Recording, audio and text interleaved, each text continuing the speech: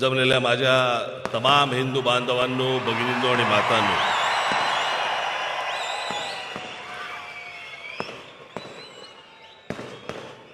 माझा आज भाषण करताना कदाचित टेबल फॅन होणार आहे.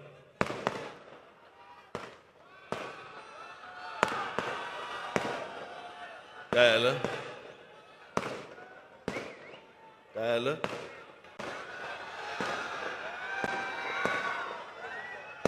अरे तुम्ही पण आहात.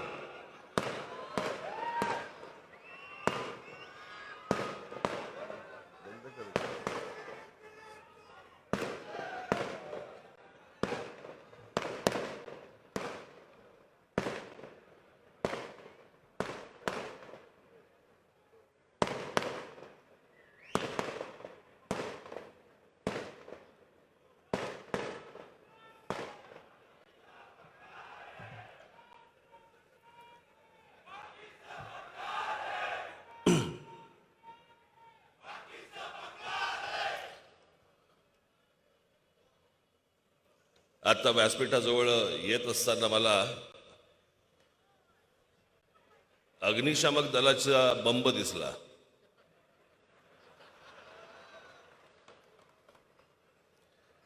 इतकी काय आग नाही लावणार.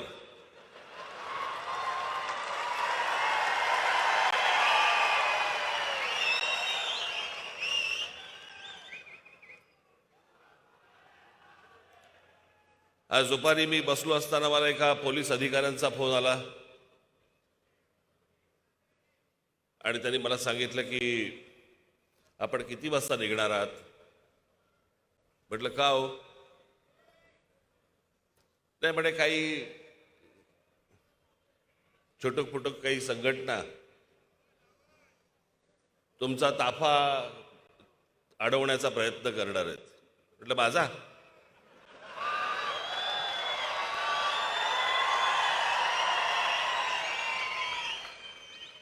नाही म्हणे काय, आम्ही ते सगळे त्यांना डिटेन करू, पकडू वगैरे वगैरे, फक्त तुमचं निघायचं टायमिंग आम्हाला कळलं तर बरं होईल. मी म्हटलं मी तुम्हाला जेव्हा निघणार आहे त्यावेळेला मी तुम्हाला कळवतो. महत्वाची गोष्ट अशी की माझ्या ताफ्याला कोणतरी अडवणार आहे हे इंटेलिजन्सला कळलं.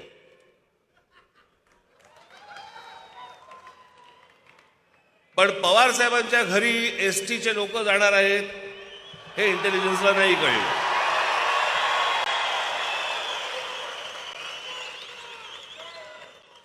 खरं तर त्यांना प्रत्येक गोष्ट माहिती असते. एखादा माणूस शिंकला तर तो करोनाचा शिंकला का साधा शिंकला हेही त्यांना माहिती असतं.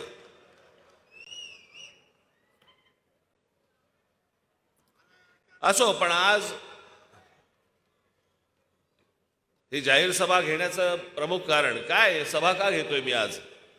खरं तर काहीच कारण नाहीये.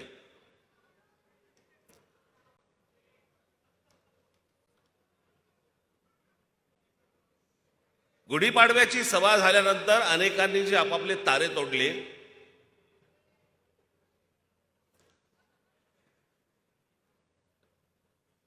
अनेक राजकीय पक्षांच्या पुढाऱ्यांनी जे तारे तोडले, ते तोडल्यानंतर मला असं वाटलं की याचं उत्तर तर दिलं पाहिजे.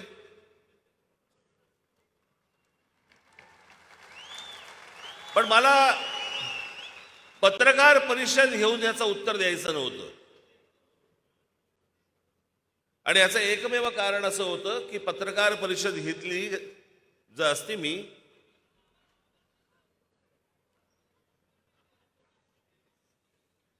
तर या सगळ्या पक्षांना जे बांधील काही पत्रकार आहेत ते पण त्याच्यामध्ये शिरतात आणि मूळ विषय राहतो बाजूला आणि हे कुठेतरी भलतीकडे भरकटवतात.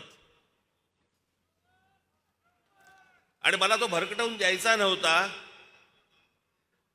म्हणून मी विचार केला काय करायचं. तर मग मी आमच्या अविनाशला बोलवलं. म्हटलं काय रे, म्हटलं आपण ठाण्याला सभा घेऊया का? म्हटलं मला या सगळ्या गोष्टींची उत्तर द्यायची आहेत. मला या जरूर करू, आपण जोरदार करू. ते दिसतच आहे.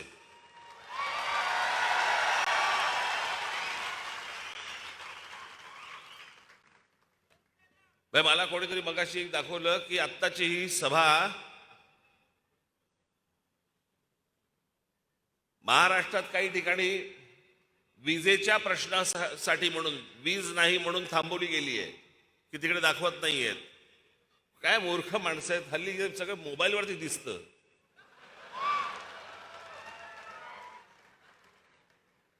तुमच्या करंटची अपेक्षा कोणाला आहे? पण आता ही सभा, जाहीर सभा आपली मोठे स्क्रीन लावून जम्मू मध्ये पण दाखवली जाते. जम्मू मध्ये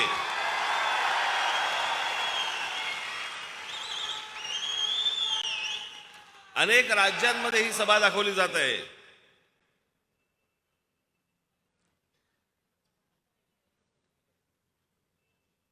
आणि म्हणून मी ही जाहीर सभा आज घेण्याचं इथे ठरवलं की त्या सगळ्या प्रश्नांची उत्तरं म्हटलं आपण आज जाहीर सभेनेच देऊ. कारण हल्ली काय झाले, त्या दिवशीची सभा झाली, मग अनेक राजकीय पक्षांशी संबंधित असलेल्या अनेक पत्रकारांनी आपापला कंडू शमवून घेतला.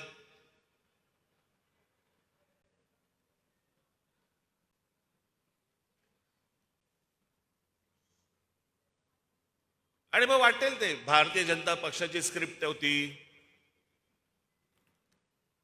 राजकीय पक्षाच्या नेत्यांना सांगणारी हीच सगळी मंडळी. आता सध्या महाराष्ट्रामधल्या अनेक चांगले पत्रकार आहेत, गुणी पत्रकार आहेत, ते ह्या असल्या भामट्या पत्रकारांमुळे एकटे पडलेत. अनेक जण कुठच्या ना कुठच्या तरी राजकीय पक्षाशी संबंधित झालेला आहे. पहिले जातीतनं झाले आणि मग पक्षाकडे गेले. पत्रकारही झालेत आणि काही संपादकही झालेत.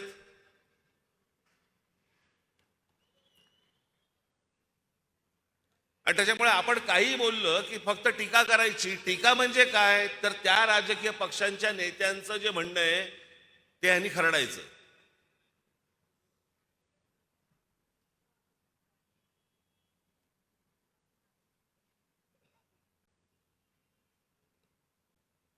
दोन वर्षापूर्वी केलेलं गुढीपाडव्यावरचं भाषण काय झालंय मी तुम्हाला सांगतो. यांचं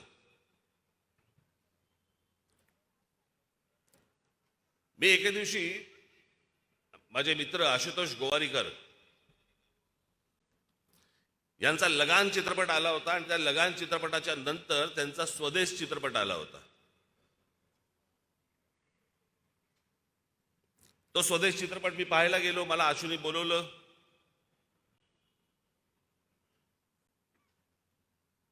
मी तो चित्रपट पाहत असताना मला असं वाटलं की मी बाहेर पडलो. चित्रपट पाहिल्यानंतर बाहेर पडल्यावरती मी आशूला विचारलं, म्हटलं अरे आशू काय पिक्चर बनवलाय? म्हटलं असा काय पिक्चर असतो का? म्हटलं हा काय पिक्चर आहे? मी त्याला काही इकडचं तिकडचं त्याला मी चित्रपटाविषयी काही बोललो वगैरे वगैरे. घरी आलो आणि घरी आल्यानंतर मी विचार केला, मी खरंच चित्रपट पाहिला का? की माझ्या मागे लगान चित्रपट होता. लगान चित्रपट पाहिल्यानंतर मी ज्या वेळेला स्वदेश पाहायला गेलो त्यावेळेला मी माझा एक चित्रपट घेऊन गेलो होतो. माझ्या डोक्यात एक होतं की बाबा आशुतोष गोवारीकरने लगान बनवलाय, लगान नंतर एक असा चित्रपट असेल. आणि मग मी ज्यावेळेला परत तो चित्रपट पाहिल्यानंतर मी आशूला सांगितलं, म्हटलं आशू मला माफ कर, म्हटलं मी तो चित्रपट पाहिला नव्हता, मी काहीतरी डोक्यात वेगळंच घेऊन गेलो होतो. ती जी परिस्थिती होती ना ती अनेक पत्रकारांची होती, अनेक संपादकांची होती. गुढीपाडव्याच्या सभेला ते त्यांचं एक स्वतःचं भाषण घेऊन आले होते की नाही या विषयावरती राज ठाकरे बोलणार, या विषयावरती राज ठाकरे बोलणार, हा विषय आणतील, या विषयावरती बोलतील.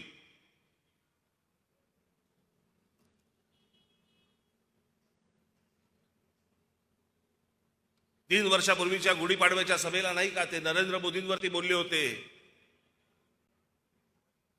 मग या वेळेला पण ते बोलतील. मी नाही बोललो, तेव्हा बोललो होतो, परत तशी वेळ आली तर बोलीन.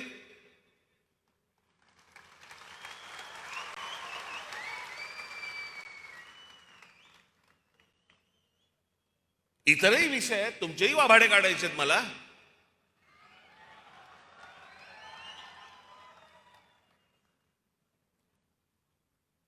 म्हणजे गेल्या निवडणुकीच्या वेळेला ज्या वेळेला बहुमत शिवसेना भारतीय जनता पक्षाकडे आल्यानंतर पण ज्या प्रकारे तुम्ही मतदारांची प्रतारणा केली आणि शिवसेना, राष्ट्रवादी काँग्रेस आणि काँग्रेसचं सरकार बनलं, त्याच्या अगोदरचा एक पहाटेचा शपथविधी झाला, तो फिसकटला आणि मग यांचं सरकार बसलं. आता या दोन्ही गोष्टींवरती मी बोलल्यानंतर ह्याच्यात भारतीय जनता पक्षाची स्क्रिप्ट कुठची आली, ही तर स्क्रिप्ट अख्ख्या महाराष्ट्राला, देशाला माहिती आहे.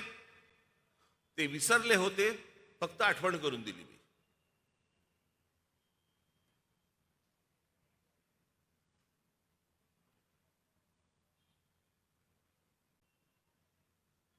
ज्या वेळेला मी नरेंद्र मोदींवरती मी ज्या वेळेला बोलत होतो,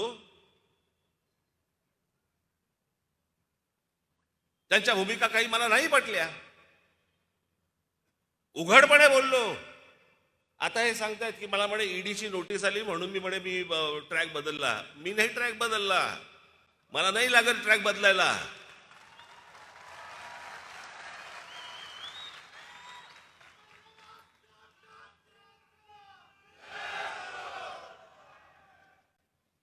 माहिती करून काही घ्यायचीच नाही. IL&FS नावाची जी कंपनी आहे, त्या कंपनीची इन्क्वायरी होती, ज्याच्यामध्ये कोहिनूर, ज्याच्यामध्ये मी होतो. मी एका वर्षाच्या आत त्यातनं बाहेर पडलो. मी म्हणते झंगाट आपल्याला परवडणार नाही.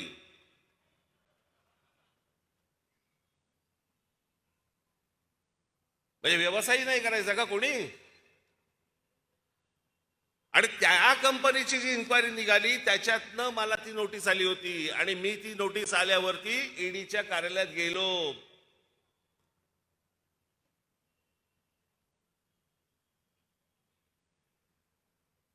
शरद पवार साहेबांना नुसती फक्त चाहूल लागली येते म्हणून. केवढं नाटक केलं त्याच्यावरती.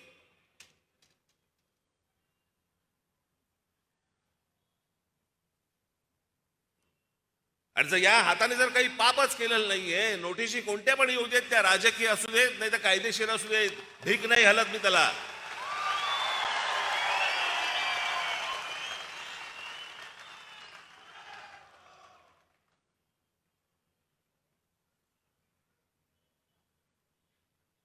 बरं, ज्या वेळेला मी बोललो ती गोष्ट उघडपणे बोललो की मला ह्या भूमिका नाही पटल्या म्हणजे नाही पटल्या. पण त्याच नरेंद्र मोदींच्या सरकारमध्ये ज्या वेळेला एखादी भूमिका त्यांची, ज्यावेळेला त्यांचं धोरण 370 कलम ज्यावेळेला काश्मीरमधलं रद्द केलं, त्याला अभिनंदन करणारा पहिलं ट्विट माझं होतं.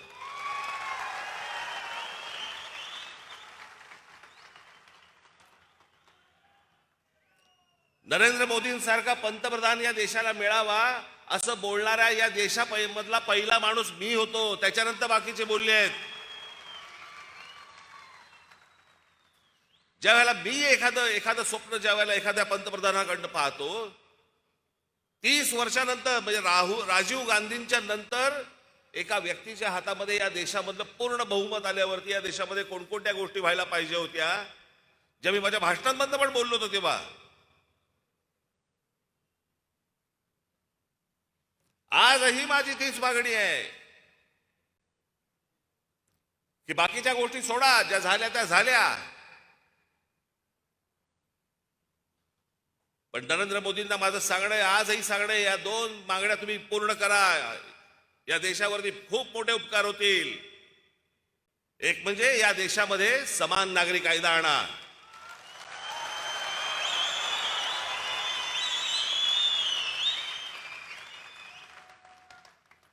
आणि दुसरं म्हणजे या देशातल्या लोकसंख्येवरती पहिल्यांदा नियंत्रण आणता येईल असा कायदा आणा.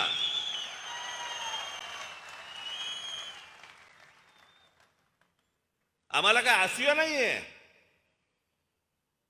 की आमच्याकडे 1 तुमच्याकडे 5-5.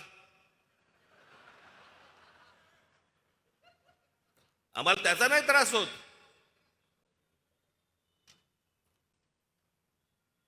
पण ज्या प्रकारे लोकसंख्या वाढते, ज्या प्रकारे हा देश एके दिवशी फुटेल,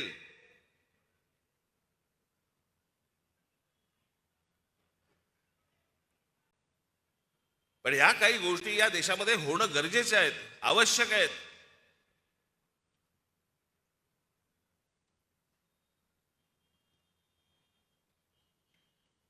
त्याच्यामुळे मला ज्या गोष्टींबद्दल विरोध करायचा होता तो मी केला. उद्या जर एखादी गोष्ट मला जर नाही पटली तर परत करीन.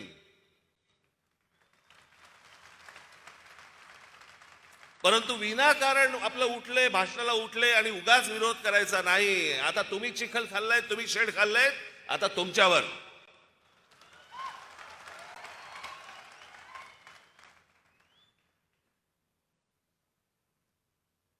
माझ्या भाषणानंतर काही प्रतिक्रिया आल्या.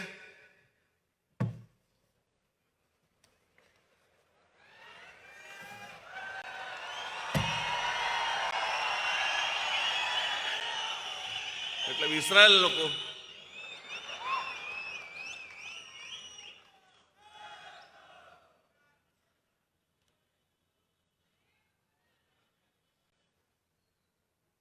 सुप्रिया सुळे बोलतायत.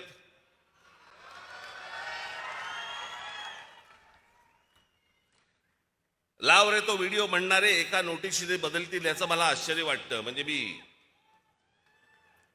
मला आश्चर्य या गोष्टींचं वाटतं की एकाच घरात राहून अजित पवारांच्या घरी रेड पडते पण तुमच्या घरी रेड पडत नाही. ह्याचं कारण मला कळेल का?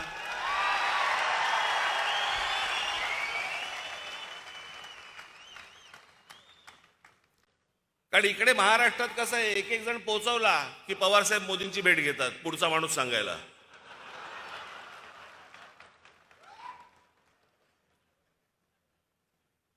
देशमुख गेले, मग परत एक भेट घेतली. अजितचं काय, मग रेट टाकल्या, रेट कंप्लीट झाल्या, परत भेट घेतली. तो जरा नवाब मलिक जरा फाजीलपणा जास्ती करतोय, जरा जरा थोडंसं लक्ष द्या. मग नवाब मलिक, आता नवाब मलिकांचं झालं. परवा दिवशी एक फोटो काढला सगळ्या राज्यसभेतल्या खासदारांचा, नंतर हळूच जाऊन परत आतमध्ये परत भेटले. मग काहीतरी संजय राऊत बद्दल बोलले. असं म्हणे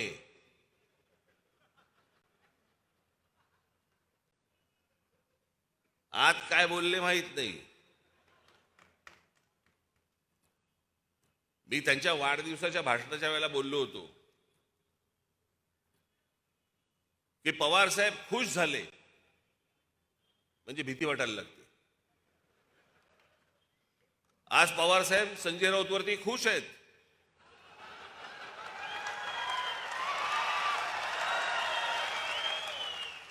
कधी टांगलेला दिसेल कळणार पण नाही. याच्यामध्ये अनेक काँग्रेसवाले गेलेले आहेत.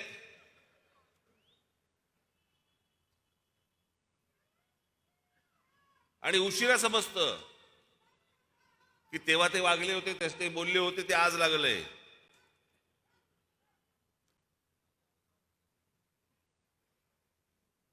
अजित पवारांच्याकडे रेड पडते, अजित पवारांच्या सख्या बहिणींच्या घरी रेड पडते, आणि त्याच्यानंतर देखील पवार साहेब आणि नरेंद्र मोदी यांचे अत्यंत मधुर संबंध राहतात. कसं काय? मी कधी बघितलं नाही पवार साहेबांना भडकलेलं कधी बोलताना. मी ज्यावेळेला उघडपणे बोलत होतो त्यावेळेला ह्यांच्या शेपट्या आतमध्ये होत्या सगळ्यांच्या. हे कोणी बोलले नाही, ते दुसरे एक, ते जयंत पाटील.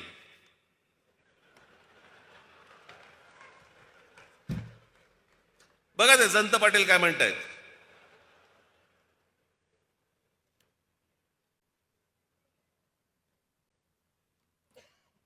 हे कधी म्हणे गेले होते उत्तर प्रदेशामध्ये की ज्यांना आता उत्तर प्रदेशचं कौतुक वाटतं.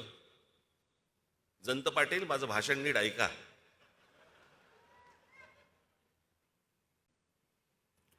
मी म्हटलं ज्या बातम्या कानावरती येत आहेत त्याप्रमाणे जर उत्तर प्रदेशमध्ये जर विकास झालेला असेल तर त्याचा मला आनंद आहे.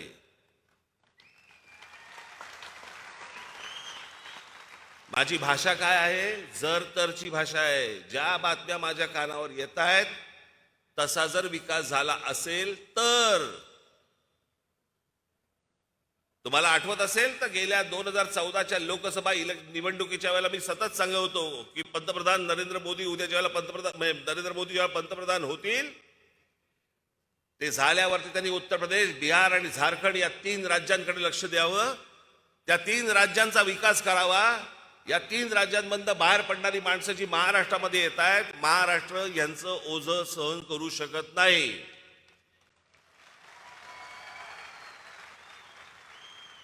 माझी सगळी भाषणं काढून बघा. आणि सुप्रिया सुळेंनी बोलायचं नाही हो. यांचे खायचे दात वेगळे आणि दाखवायचे सुळे वेगळे आहेत.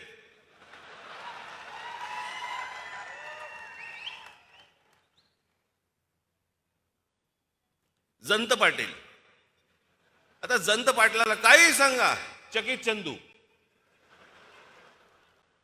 एकदा मागे गृहमंत्री असताना मी त्याला सांगत होतो, ह्याच सगळ्या गोष्टी सांगत होतो. म्हटलं अहो जरा एकदा त्या बेराम पाड्यामध्ये जाऊन बघा, एकदा ह्या सगळ्या वस्तीमध्ये जाऊन बघा. इकडे म्हटलं अत्यंत भीषण अवस्था आहे म्हटलं तिकडे. कधी म्हटलं तिथे कुठे शस्त्र असतील, बॉम्ब असतील. खरे की काय मला काही कल्पनाच नाही. सतत चेहरा चकित चंदू. आश्चर्य झालेलं असतं, सारखं आश्चर्य.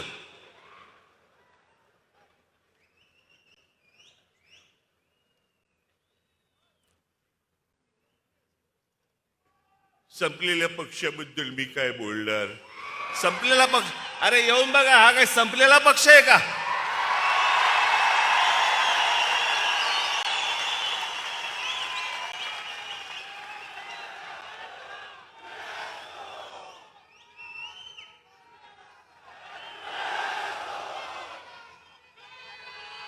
म्हणजे विजलेला पक्ष आहे.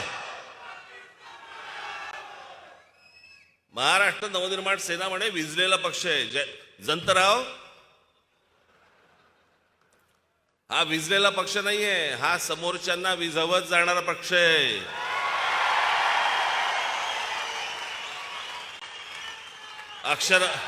माझ्या अक्षरावरती जरा थोडासा इकडे तिकडे झालं असेल तर बघून घ्या.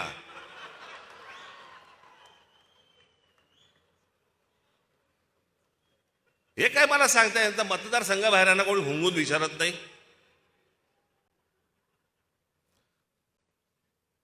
आणि मला सांगतात की यांचे आमदार काय झालं, आमदार कुठे गेले.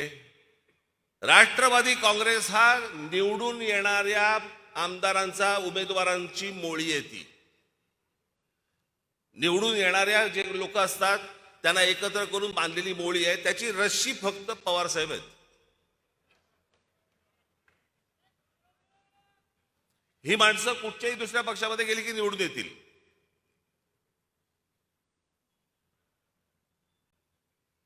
मग भुजबळ म्हणाले,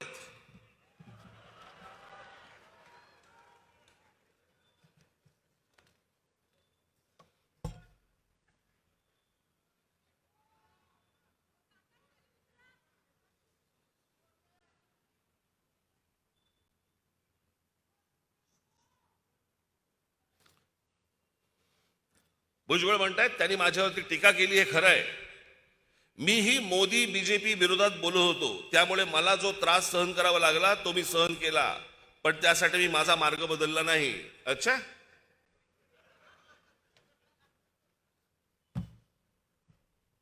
भुजबळ साहेब, तुमचे सीए, तुमचा चार्टर्ड अकाउंटंट आणि तुमच्या बरोबरचा एक माणूस यांनी केलेल्या केसेसमुळे तुम्हाला आज जावं लागलं. भारतीय जनता पक्ष किंवा मोदींवरती टीका केल्यामुळे नाही जावं लागलं. यांच्या संस्थेमधल्या गैरव्यवहारामुळे जावं लागलं आतमध्ये. मोदींवरती टीका केली म्हणून नाही जावं लागलं. 2-2.5 वर्ष जेलमध्ये गेल्यानंतर पहिला शपथविधी यांचा होतो.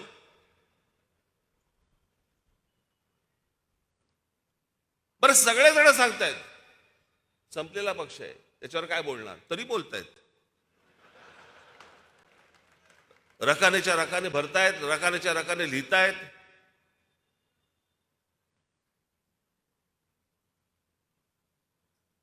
आमचे शेवटचे लाडके अजित पवार काय म्हणतायत बघा.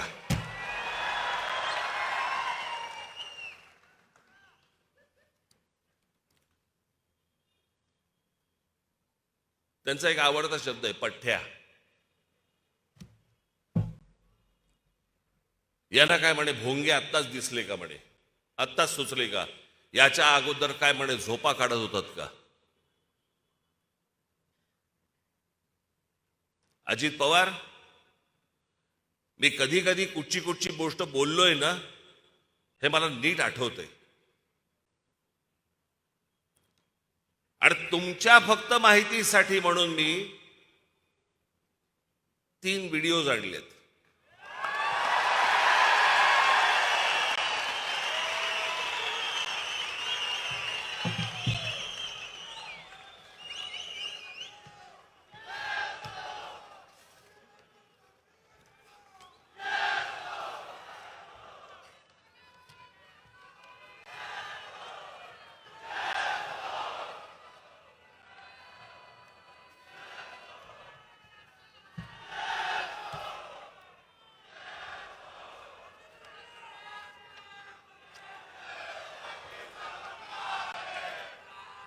मी याच्या अगोदरही बोललो होतो, परंतु त्याचे मला काही व्हिडिओ सापडले नाहीत. सोक्षमोक्ष लावलेला बरा असतो. काय झालं, तो जो सकाळचा शपथविधी झाला त्याच्यानंतर जो पवार साहेबांनी जो आवाज काढला, तो आवाज काढल्यानंतर 3-4 महिने अजित पवारांना ऐकू येत नाही. बॉम्ब फुटल्यानंतर माहितीये कू असा एक आवाज येतो कानात, काही ऐकू येत नाही. तसा तो आवाज काढल्यानंतर त्यांना 3-4 महिने कू असा आवाज येत होता. त्याच्यामुळे मी काय बोललो हे त्यांना कळलंच नाही. तरी पण मी तुम्हाला पहिला जे मी माझं बोललोय 28 जुलै 2018 या दिवशी मी काय बोललोय तुम्ही बघा. आज महाराष्ट्रामध्ये असतील नाही तर देशामधले अनेक मुसलमानांना मी अनेक येतात तेव्हा मी त्यांना पण सांगतो, कशासाठी पाहिजे तुम्हाला लाऊडस्पीकर. सकाळची बांग देताना किंवा काय सकाळची अजान देताना आणि नंतरच्या तुम्हाला काय बांग देताना कशाला लाऊडस्पीकर पाहिजे. कोणाला कळवायचं असतं तुम्हाला. नमाज पडायचं आहे घरामध्ये पडा ना, रस्ते कशाला अडवताय.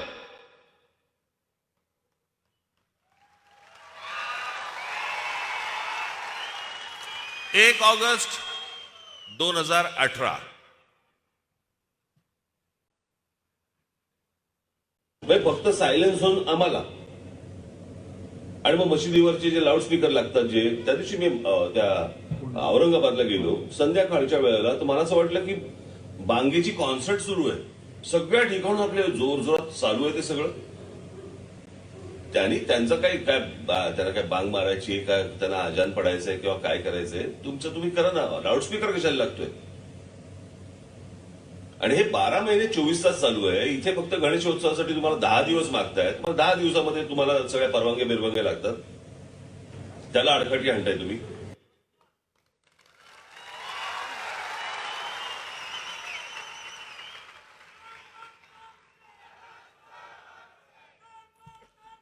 आता लॉकडाऊन लागायच्या अगोदर महाराष्ट्र नवनिर्माण सेनेचं जानेवारी 23 ला जे अधिवेशन झालं होतं, त्या अधिवेशनामध्ये मी काय बोललो होतो.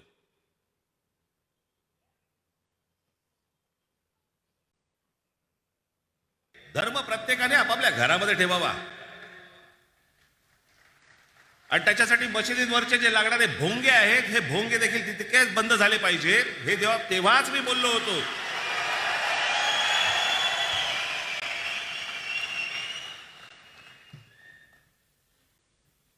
तुमची प्रार्थना, धर्म प्रत्येकाने आपापल्या घरामध्ये ठेवावा आणि त्याच्यासाठी मशिदींवरचे जे लागणारे भोंगे आहेत हे भोंगे देखील तितकेच बंद झाले पाहिजे. हे तेव्हाच मी बोललो होतो.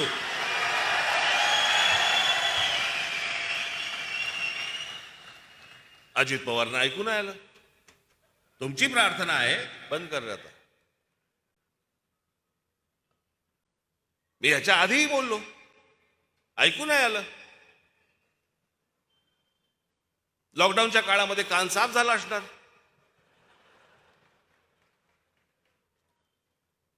गुढीपाडव्याचा भोंगा ऐकू आला.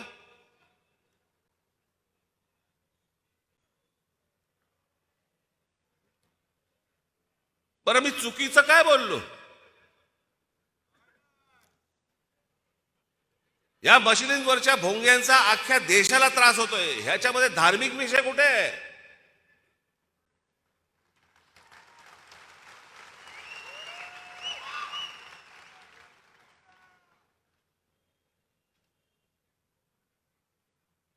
तुम्हाला जो काय नमाज पडायचा आहे, तुम्हाला जी काय अजान द्यायची घरामध्ये द्या.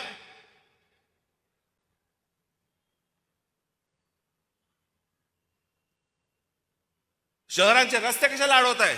शहरांचे फुटपाथ कशाला अडवताय?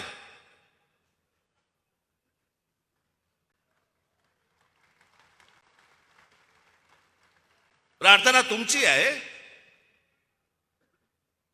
आम्हाला काय ऐकवताय?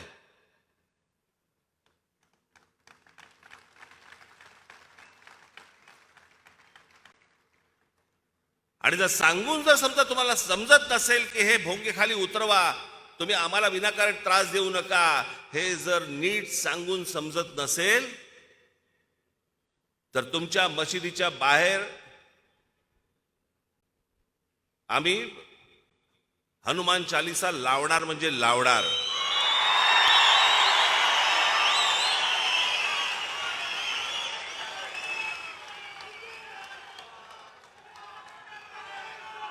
वातावरण आम्ही नाही बिघडवत आहोत. आम्ही वातावरण नाही बिघडवत आहोत. हा धार्मिक विषय मुळात नाहीच आहे, हा सामाजिक विषय आहे. वयस्कर लोकांना, विद्यार्थ्यांना, महिलांना, सर्वांना या गोष्टींचा सकाळी त्रास होतो. 5-5 वेळा तुम्ही दिवसभराबंद तिकडे नमाज पडता, बांग देता.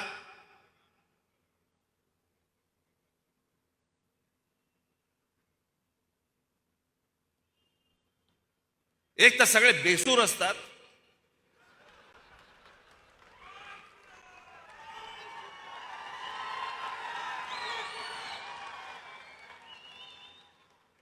काय म्हणून आम्ही ऐकायचं?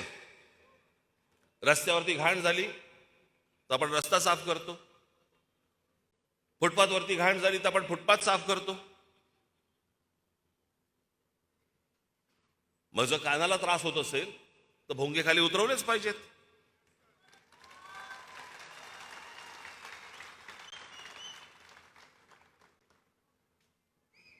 आणि राज्य सरकारला माझं सांगणं आहे, याच्यामधून आम्ही मागे हटणार नाही. तुम्हाला काय करायचं असेल ते करा.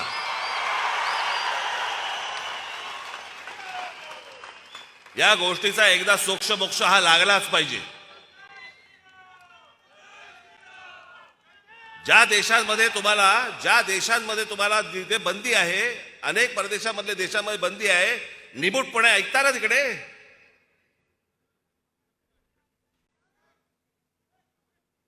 आज माझे अनेक असे मुसलमान परिचयाचे लोक आहेत, ते येऊन सांगतात की तुम्ही म्हणताय ते बरोबर आहे.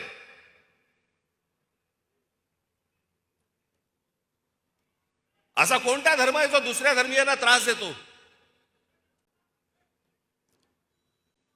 आज तुमचा रमजान चालू आहे, आम्ही समजू शकतो.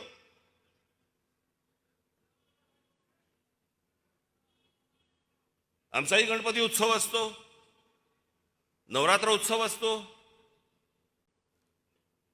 10 दिवसामध्ये आपण समजू शकतो.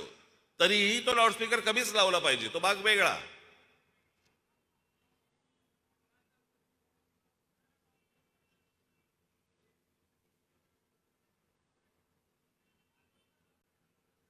काही सणवार असेल तर आपण समजू शकतो.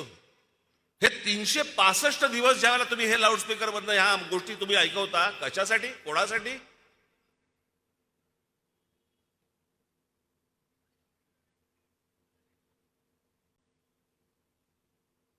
3 तारखेला ईद आहे.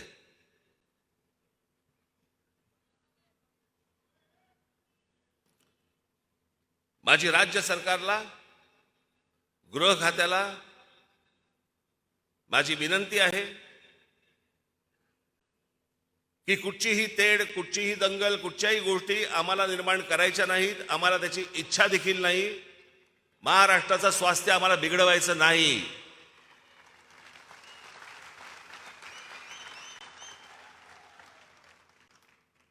पण आज 12 तारीख आहे, 12 ते 3 मे महाराष्ट्रातल्या सगळ्या मशिदींवरच्या मौलवींशी तुम्ही त्यांना बोलवून घ्या, त्यांना सांगा सर्व मशिदींवरचे लाऊडस्पीकर हे उतरले गेले पाहिजेत, खाली आले पाहिजेत. 3 तारखेनंतर तुम्हाला कोणताही त्रास आमच्याकडनं होणार नाही.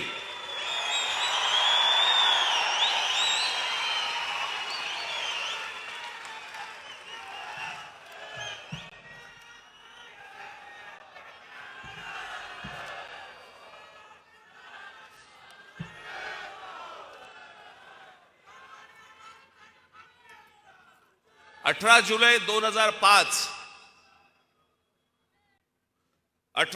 2005 चा सर्वोच्च न्यायालयाचा निकाल आहे किंवा त्यांची टिप्पणी आहे. इतरांची शांतता बिघडवून तुम्ही तुमची प्रार्थना करा किंवा मोठे ध्वनिक्षेपक किंवा मोठी वाद्य वाजवून प्रार्थना करा असं कुठलाही धर्म सांगत नाही. आमच्या मते समाजात धर्माच्या नावाने म्हातारी माणसं, आजारी रुग्ण, विद्यार्थी यांची पहाटेची झोप बिघडवणं, दिवस खराब करणं आणि बाकीच्यांचा दिनक्रम विस्कळीत करणं अशा गोष्टींना मुळीच परवानगी देता कामा नये. जर सुप्रीम कोर्टाने जर समजा ही गोष्ट सांगितलेली असेल तर राज्यातल्या गृह खात्याला त्याची अंमलबजावणी करायला काय प्रॉब्लेम आहे? हे होत का नाहीये? मतांसाठी? म्हणजे हे मतांसाठी म्हणून वाटेल त्या प्रकारे धर्म चालवणार आणि आम्ही उघड्या डोळ्यांनी आणि उघड्या कानांनी बघत बसायचं, हातावर हात ठेवून आम्ही उभं राहायचं फक्त.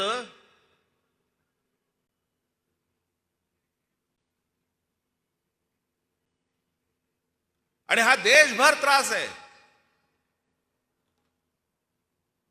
जे आज माझं भाषण ऐकत असतील त्या सर्व तमाम हिंदूंना माझं सांगणं आहे, 3 तारखेपर्यंत जर ऐकले नाहीत तर देशामध्ये जिथे जिथे मशिदी असतील, जिकडे बांग सुरू असेल तिकडे हनुमान चालीसा हे लागलंच पाहिजे, अख्ख्या देशभर लागलं पाहिजे.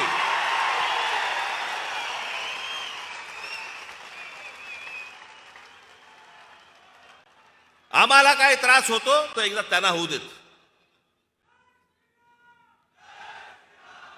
एकमेकांना त्रास देणारा धर्म असू शकत नाही.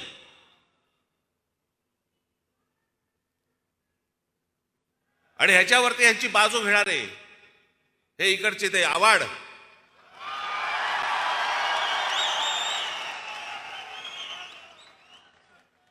काय पण खेळा नागाने फणा काढावा ना.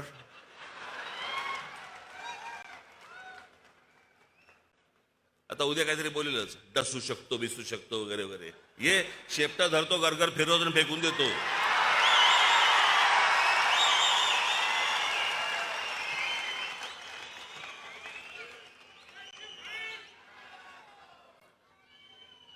राज ठाकरेंनी म्हणे सांगितल्याप्रमाणे कुठच्या दर्ग्यामध्ये किंवा कुठेही मदरशामध्ये जर समजा वस्त्रा जरी सापडला तरी मी राजकारण संन्यास घेईन. सापडेल कसा?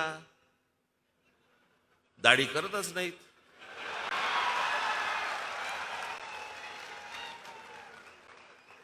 वस्त्रा कसा सापडेल? बरं, इकडून तिकडून तुला वस्त्रा दिसला, याच्या बुद्धीची कीव करावीशी वाटते मला. आवाड, आता मी 4 गोष्टी तुम्हाला वाचून दाखवतो.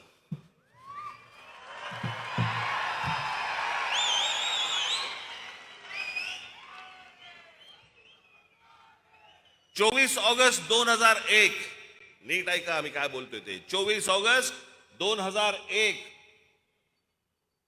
रोजी मुंब्रा कौसा परिसरात सिमी नावाची जी आतंकवादी संघटना आहे, सिमीच्या 6 हस्तकांना अटक. 20 डिसेंबर 2001 रोजी संसदेवरील हल्ल्याप्रकरणी कुख्यात अबू हजमा याला मुंब्र्यातून अटक. 16 मार्च 2002 रोजी मुंब्र्यातून कुख्यात हजबुल मुजाहिद्दीन संघटनेच्या 4 अतिरेक्यांना अटक.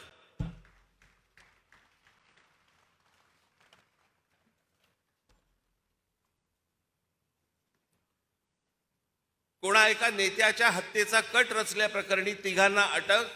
23 जानेवारी 2004 रोजी एक दहशतवादी जेरबंद.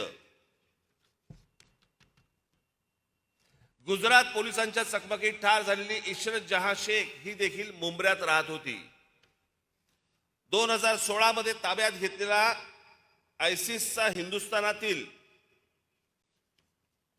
म्होरक्या मुदब्बीर शेख हा गेली कित्येक वर्ष मुंबऱ्यातील अमृतनगर येथे राहत होता.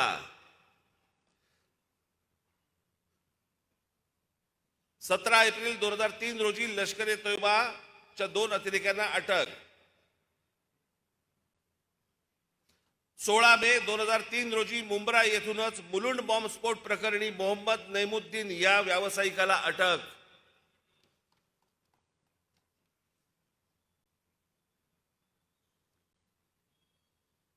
मुंब्र्यात रिजवान मोमीन या संशयित अतिरेक्याला अटक.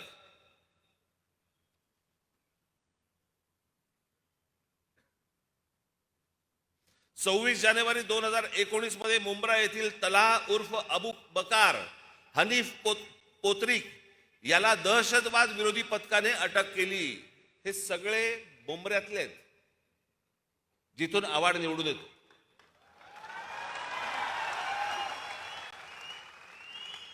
आता तुम्ही म्हणाल की वस्तारा नाही सापडला, आता कसा संन्यास घेणार? मी कुठे बोललो तो अतिरेकी सापडत नाहीत म्हणून? या अशा अनेक असंख्य घटना या देशामधल्या अनेक मदरसांमध्ये चाललेल्या आहेत. याच्यामध्ये पाकिस्तानी सगळे हस्तक आहेत, याच्यामध्ये अतिरेकी आहेत, याच्यामध्ये शस्त्र सापडतायत. आणि खरंच सांगतो, याच्यामध्ये या देशामधला प्रामाणिक जो खरंच या देशावरती प्रेम करणारा जो मुसलमान आहे ना, तो ह्याच्यामधनं भरडला जातोय.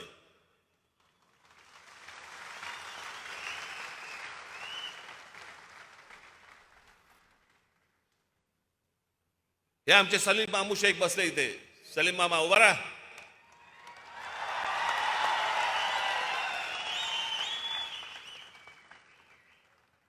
सलीम मामा शेख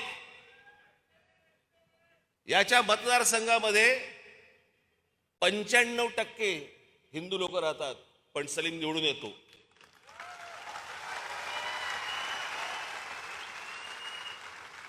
याचं कारण हे मराठी मुसलमान, या देशावरती प्रेम करणारे मुसलमान, या देशाशी प्रामाणिक असलेले मुसलमान असंख्य आहेत, पण हे या लोकांमुळे भरडले जात आहेत. हा जो देशामध्ये धर्माचा अतिरेक करणारी जी लोक आहेत ना, हे त्यांच्यामुळे भरडली जात आहेत.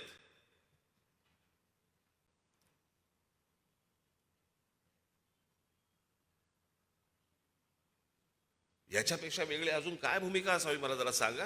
आणि पवार साहेब सांगतायत मी जातीयवाद भडकवतो.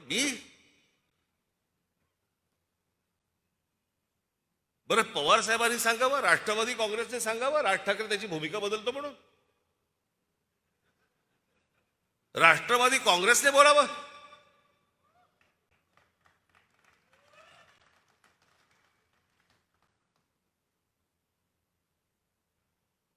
हेच शरद पवार ज्या वेळेला सोनिया गांधी विदेशी पंतप्रधान परदेशी पंतप्रधान या देशाला चालणार नाही हे बोलणारी पहिली व्यक्ती सन्माननीय माननीय बाळासाहेब ठाकरे होती, की ज्यांनी सांगितलं परदेशी व्यक्ती चालणार नाही म्हणून या देशात.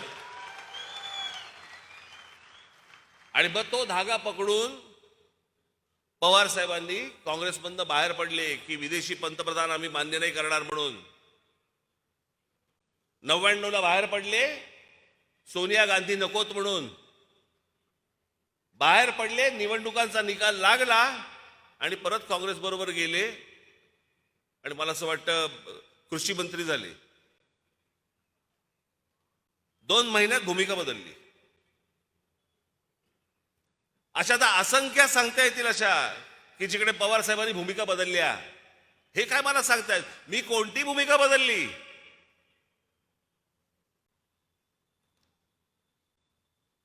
हिंदुत्वाची भूमिका मी आज नाही आणली आहे. आठवून बघा, या देशामध्ये पाकिस्तानी कलावंतांना ढोंगणावरती लात मारून हाकलून देणारी संघटना कोणती होती, पक्ष कोणता होता?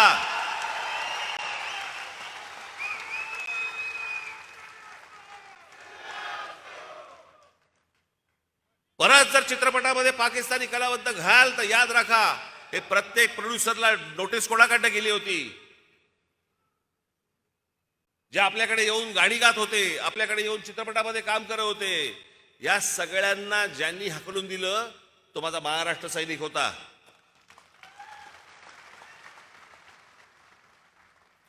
आझाद मैदानवरती ज्या वेळेला त्या कुठची संघटना ती रजा अकादमीने ज्यावेळेला मोर्चा काढला, आमच्या पोलीस भगिनीनं मारलं. त्या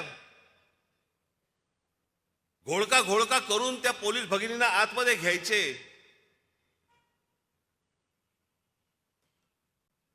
आणि त्याला काय शारीरिक त्रास दिले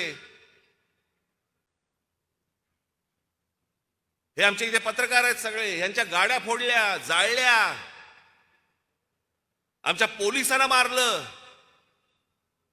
कोणी प्रतिक्रिया नाही दिली. त्यांच्या विरोधात फक्त महाराष्ट्र नवनिर्माण सेनेने मोर्चा काढला. आणि तो मोर्चा काढल्यानंतर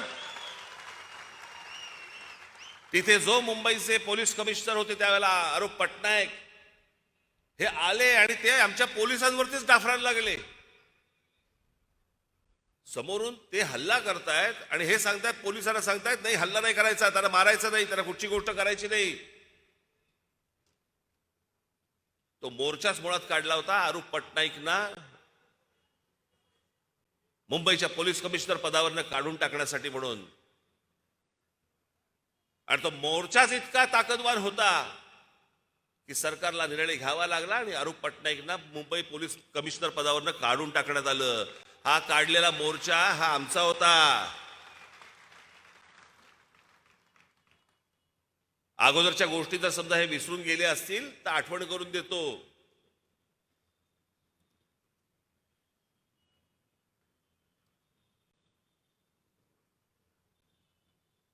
एकदम सगळे त्या गुढीपाडव्याच्या सभेनंतर एकदम सरफटले सगळे. काय उत्तर देऊ, काय करायचं, काय नाही करायचं. मग ते आपल्या एकच पालुपत लावलं. ईडीची नोटीस आली.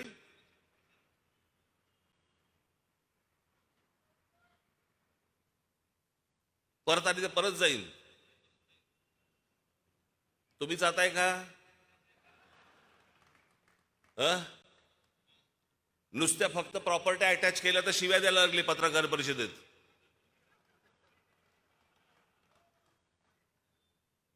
काय पण भाषा पत्रकार परिषदेमधली. पत्रकार परिषदेमध्ये येऊन एका वर्तमानपत्राचा संपादक येतो आणि तो काय म्हणतो, भडवा, चुतिया. कशामुळे झालं हे सगळं? कारण आलं इथं अंगाशी.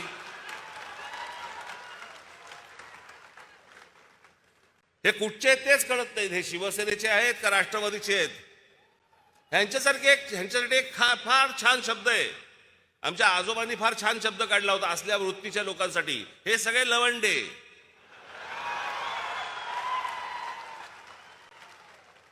वरती अनुस्वार आहे, लक्षात ठेवा.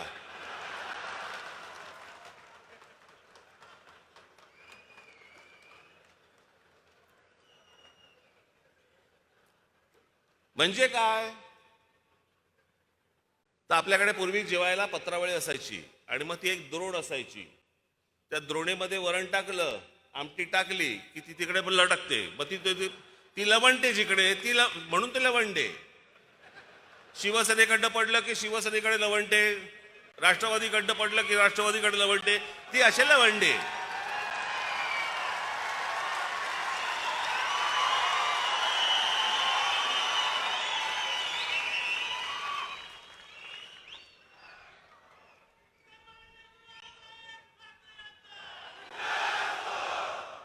केवढं झोंबलं त्यांना ते.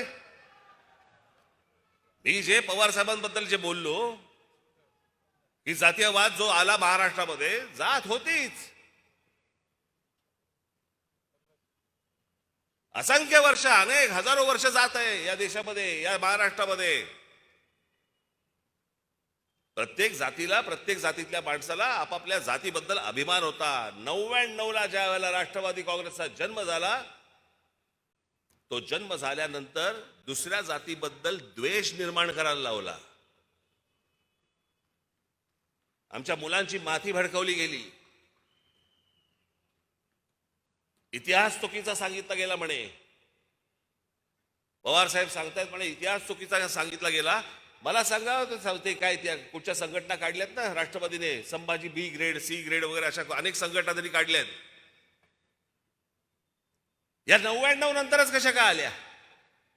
योगायोग? योगायोग नाही, यांनीच काढल्या.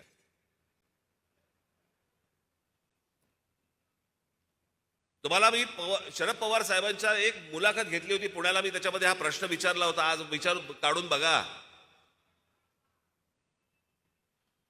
मी त्याच्या पुढे त्यांचं वय ऐकून बघून मी फार खोलात गेलो नाही.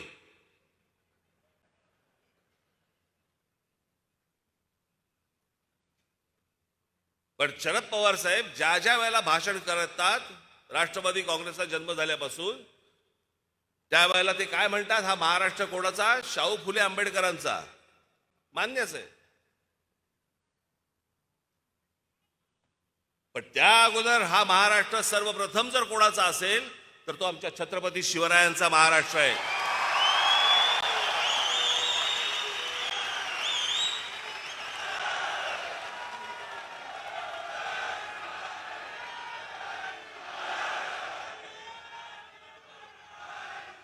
पण पवार साहेब कधीही, शरद पवार साहेब कधीही छत्रपतींचं नाव घेताना तुम्हाला दिसणार नाहीत, कुठच्याही सभेमध्ये दिसणार नाहीत.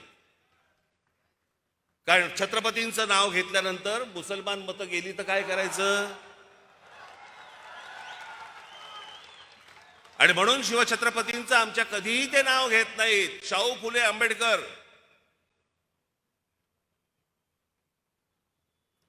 आणि मग छत्रपतींवरचं राजकारण करायचं असेल, त्याच्यामध्ये जर जातीचं राजकारण करायचं असेल, माझ्या महाराष्ट्रामधल्या मराठा बांधवांची, भगिनींची जर माथी भडकवायची असतील, मग दुसरे कोणीतरी पुस्तकं लिहिलीत, मग ती ब्राह्मणांनी पुस्तकं लिहिलीत, मग अजून कोणीतरी काहीतरी लिहिलंय. त्यांचं एक भाषण बघत होतो म्हणे, अफजल खान म्हणे इथे आला होता, त्यावेळेला महाराजांनी त्याचा कोथळा बाहेर काढला, पण त्याच्यामध्ये काय हिंदू मुसलमान असं काय नव्हतं. मग पवार साहेब तो कशासाठी आला होता? तो काय केसरी टूर्स आणि काय ते वीणा वर्ल्डचं तिकीट घेऊन आला होता काय महाराष्ट्र दर्शन करायचं म्हणून? छत्रपतींची आमच्या ओळख काय? छत्रपतींनी ज्या वेळेला या स्वराज्याची शपथ घेतली त्यावेळेला हातामध्ये ध्वज कोणता घेतला? भगवा घेतला. आमच्या भागवत धर्माचा घेतला, आमच्या महाराष्ट्राचा घेतला, आमच्या संतांचा घेतला, आमच्या मंदिरांवरचा घेतला.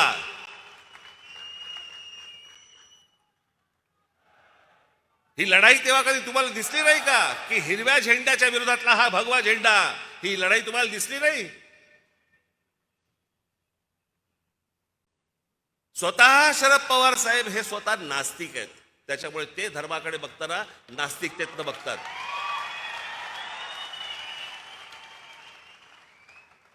एखादा मिळाला तर दुर्मिळ फोटो तुम्हाला मिळेल, एखादा पवार साहेबांचा मंदिरात हात जोडतानाचा, पण तोही मिळणार नाही. कारण ते आहेतच स्वतः नास्तिकच आहेत. ते धर्मबिर्म काही मानत नाहीत, देवबिव काही मानत नाहीत. आणि मग ते त्यांच्या पद्धतीने राजकारण समजवण्याचा प्रयत्न करतात, त्यांना अपेक्षित असलेलं.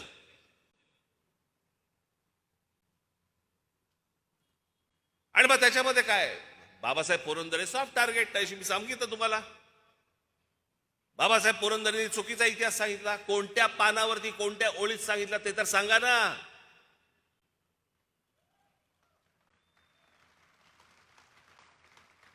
ह्यांचे इतिहासकार कोण? ते म्हणे कोकाटे. कोण कोकाटे? बरं, महाराजांवरती आजपर्यंत रणजित देसाईंनी लिहून ठेवलं, संभाजी राजांवरती आमच्या शिवाजी सावंतांनी लिहून ठेवलं, बाबासाहेबांनी लिहिलं, आमच्या मेहेंदळींनी लिहिलं, अनेक लोकांनी लिहिलंय.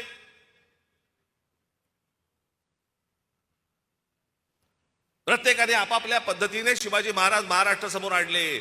पण घराघरामध्ये जर समजा शिवाजी महाराज कोणामुळे जर पोचले असतील तर ते फक्त बाबासाहेब पुरंदरेंमुळे पोचले. हे नाकारून चालणारच नाही तुम्हाला. आणि हे कोणीही मान्य करतं. मग त्यांची व्याख्यानं असू देत, त्यांची पुस्तकं असू देत, तर काही असू देत. पण आम्हाला इतिहास नाही बघायचा आहे. आम्हाला ते पुस्तक कोणत्या जातीच्या माणसांनी लिहिलं ते बघायचंय. आम्ही आमच्या शिवछत्रपतींचा इतिहास सांगणार नाही आहोत. आम्ही आमच्या मराठेशाहीचा इतिहास सांगणार नाही आहोत. आम्ही मराठेशाहीचा इतिहास सांगताना आम्ही त्याच्यामध्ये फोड करणार. फोड काय करणार की बघा पेशव्यांनी चालवलेलं, पेशव्यांनी केलेली गोष्ट काय, पवार साहेब काय चाललंय. तुमच्यासारख्या बुजुर्ग माणसाने या महाराष्ट्र राज्यामधला जातीपातीचा हा भेद गाडून टाकला पाहिजे. तुम्ही याच्यासाठी प्रयत्न केले पाहिजेत. पण तुमच्या स्वतःच्या राजकीय स्वार्थासाठी म्हणून या सगळ्या गोष्टी करताय तुम्ही. या शरद पवार साहेबांकडे अनेक गुण आहेत, खरंच घेण्यासारखे आहेत. पण ह्याचं काय करायचं. मी त्यांच्या वाढदिवसाच्या वेळेला जेव्हा भाषण केलं होतं त्या भाषणाची माझी पहिली लाईन, तुम्ही पहिली ओळ आज काढून बघा.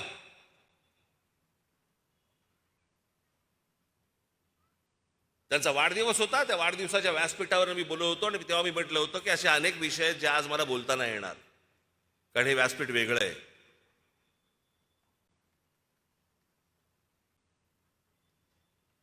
पण हा जातीपातीचा जो चिखल महाराष्ट्रामध्ये होतोय, घडतोय, याला यांचं काय राजकारण करायचं करू देत. माझी महाराष्ट्रातल्या माझी सर्व बांधवांना, भगिनींना माझी विनंती आहे, यातनं बाहेर या.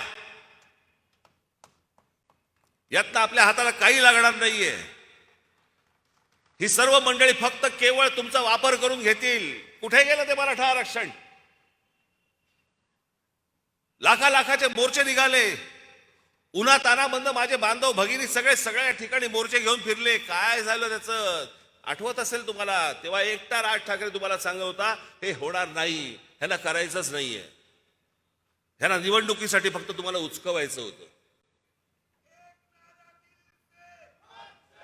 त्यांना फक्त तुम्हाला उचकवायचं होतं. त्या उचकवण्यामधनं फक्त मतपत्रात पाडून घ्यायची होती. आता नवीन काढलं. आता ओबीसी समाजाबद्दल काढलं. मग ते प्रकरण आता कोर्टात मध्ये गेलं. मग त्याच्यावरती निवडणुका पुढे ढकलल्या. निवडणुका पुढे ढकलल्या म्हणजे सगळ्या महानगरपालिकांवरती प्रशासक नेमला गेला. म्हणजे राज्य सरकार पण यांच्या हातामध्ये, महानगरपालिकेचा प्रशासक पण यांच्या हातामध्ये. दोन्ही बाजूनी खा.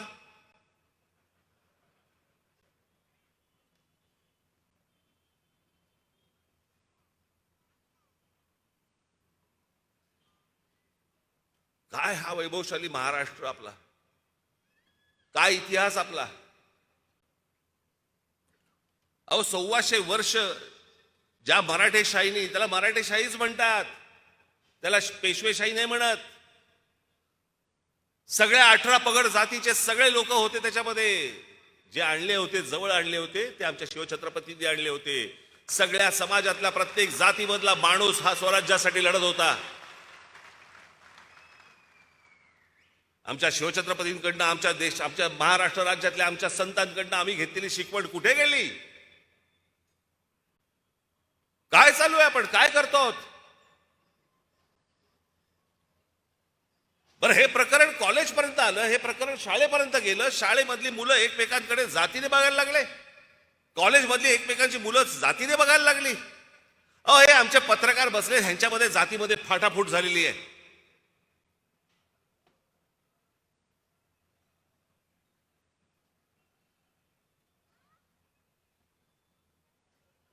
महाराष्ट्राला कोणी हरवू शकलं नव्हतं. महाराष्ट्राला हरवतंय कोण? आमची जात.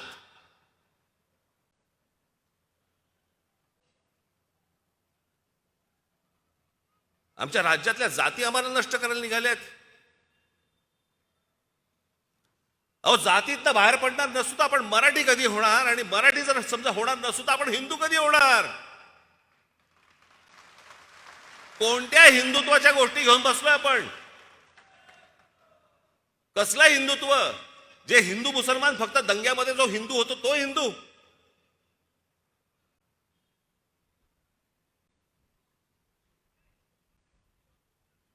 या सगळ्यांपासून माझे महाराष्ट्राच्या सगळ्यांना माझी हात जोडून विनंती आहे, ह्या सगळ्या भामट्यांपासून दूर राहा. हे महाराष्ट्र त्यांच्या स्वार्थासाठी खड्ड्यात घालतील. स्वतःला हव्या असलेल्या पैशांसाठी हे महाराष्ट्राला खड्ड्यात घालतील. कोणाला कशाची चिंता नाहीये. त्या एसटी कर्मचाऱ्यांकडे बघा, 4 महिने 5 महिने अनेक महिने झाले त्यांचे संपत मिटत नाहीये. मी स्वतः पवार साहेबांकडे माणसं घेऊन गेलो होतो. लगेच ह्याच्यावरती आपण तोडगा काढू. अजून तोडगा निघालेला नाहीये. तोडगे निघत नाहीत. गेल्या वर्षीपासून संप सुरू आहे. त्यांची दिवाळी खराब गेली, सगळं खराब गेलंय. एकदा काय ते निश्चित त्यांना सांगा तरी काय होणार आहे त्यांच्या भविष्यामध्ये, आयुष्यामध्ये. कशाचा कशाला पत्ता नाही आणि आम्हाला कशामध्ये गोंधळून टाकतायत. ह्याचे रोजचे चालले, ह्याला जेलमध्ये टाक, त्याला जेलमध्ये टाक, हा इथून बडबड करतोय, तो तिकडून बडबड करतोय आणि आमच्या टेलिव्हिजन चॅनलवरती दुसऱ्या बातम्या नाहीत. आम्ही सगळं विसरून गेलोय. आज महाराष्ट्रामध्ये मोठ्या प्रमाणावरती लोड शेडिंग सुरू झालेलं आहे. आमच्याकडे काय नाही, छोटक फुटक बातम्या येतील, संपला विषय. उद्या परत हे भांडायला मोकळे, परत हे काहीतरी बोलतील, परत हा काहीतरी बोलणार. टेलिव्हिजन चॅनल्सना देखील माझी हात जोडून विनंती आहे, बाबांनो हे बैल बंद करून टाका त्यांना. तुम्ही एक निर्णय घ्या की नाही, हे आम्ही दाखवणार नाही. जे महाराष्ट्राचं हिताचं आहे ते एवढंच आम्ही दाखवू. काही गरज नाही 24 तास दाखवायची. चांगलं जर समजा तुम्ही 5 तास दाखवलं ना तरी महाराष्ट्र सुखी होईल. पण ह्या सगळ्यामधनं बाहेर येणं आवश्यक आहे, गरजेचं आहे. लोकांना वाटत असेल की हे भोंग्याचं राज ठाकरे राजकारण करतोय. मला राजकारण करायची गरज वाटत नाही. मला जे आहे, हा महाराष्ट्र, हा देश साफ झाला पाहिजे, नीट झाला पाहिजे, सुरक्षित राहायला पाहिजे. माझ्या माता भगिनी ज्यावेळेला रस्त्याने फिरतील, कुठेही जाताना त्यांना सुरक्षित वाटलं पाहिजे. आमच्या महाराष्ट्रामधली, देशामधली जी वयस्कर लोक आहेत, लहान मुलं आहेत, अभ्यास करणारे आहेत, त्यांना या भोंग्यांचा त्रास होता कामा नये. आणि त्याच्यासाठी म्हणून जर समजा उद्या काही केसेस अंगावरती घ्यायच्या झाल्या, माझ्या सकट आम्ही घेऊ. माझ्यावर काहीतरी 100-125 केसेस आहेतच.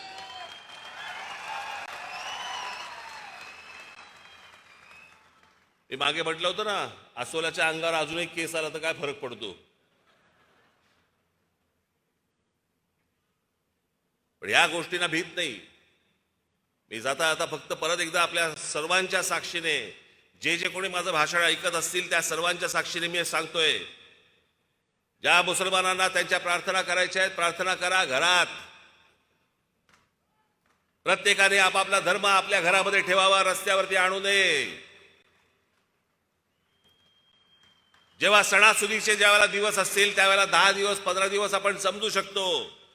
पण 365 दिवस 24 तास हे नाटक लफडं चालणार नाही यापुढे महाराष्ट्रात.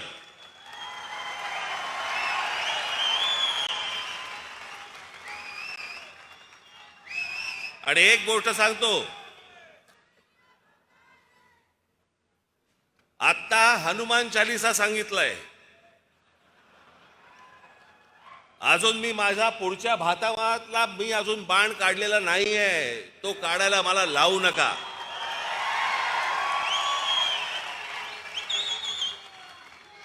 आणि म्हणून माझी या संपूर्ण राज्य सरकारला माझी हात जोडून विनंती आहे, केंद्राला ही विनंती आहे माझी, की जिथे समाजाला त्रास होतोय असल्या कोणताही धर्म असता कामा नये. जे मुसलमान बांधव आहेत त्या मुसलमान बांधवांना सगळ्यांना सांगा की उद्या कुठच्याही प्रकारचा आपल्याला तेढ निर्माण करायची नाही. आपल्याला दंगली नको आहेत. आपल्याला महाराष्ट्रात सगळ्या सुखीचं चांगलं वातावरण आपल्याला महाराष्ट्रामध्ये ठेवायचं आहे. आपण स्वतःहून या सगळ्या मशिनींवरचे लाऊडस्पीकर खाली उतरवा. आपली प्रार्थना आपल्या घरात ठेवा. महाराष्ट्र आनंदी करा. एवढीच फक्त एक इच्छा व्यक्त करतो आणि आपल्या सर्वांची मी रजा घेतो. धन्यवाद. जय हिंद, जय महाराष्ट्र.